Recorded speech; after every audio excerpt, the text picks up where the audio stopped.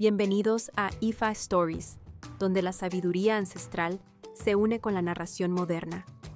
Adéntrate en el mundo sagrado de Ifa, el sistema espiritual Yoruba, donde cada historia encierra el poder de la adivinación, el destino y un profundo conocimiento cultural. Acompáñanos mientras desvelamos los misterios de los orishas, las fuerzas divinas que guían nuestro camino, Orunmila, los irunmoles y muchos más. Cada historia es un puente entre el pasado y el presente, tejiendo lecciones atemporales que inspiran, iluminan y transforman.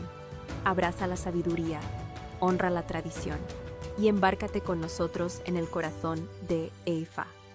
Suscríbete ahora y deja que las historias te guíen. La luna oculta. Había una vez un pueblo que adoraba a la luna, ya que la luna les había enseñado sobre la agricultura, así como muchas otras tareas importantes. La luna tenía un hermano menor que era muy travieso, y ella lo consentía enormemente.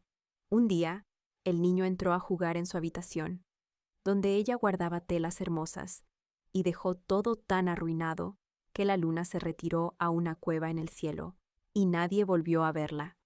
Las noches se volvieron completamente oscuras. Los marineros ya no podían navegar. Los campesinos perdieron sus cosechas, y el caos se apoderó de la tierra. Los Irunmolé fueron a consultar a Runmila a través de la adivinación. Le ofrecieron alabanzas con un gran espejo colocado frente a la cueva, un hermoso collar de perlas y 16 gallinas. Cuando ella escuchó la alegre algarabía, se asomó por la puerta de la cueva.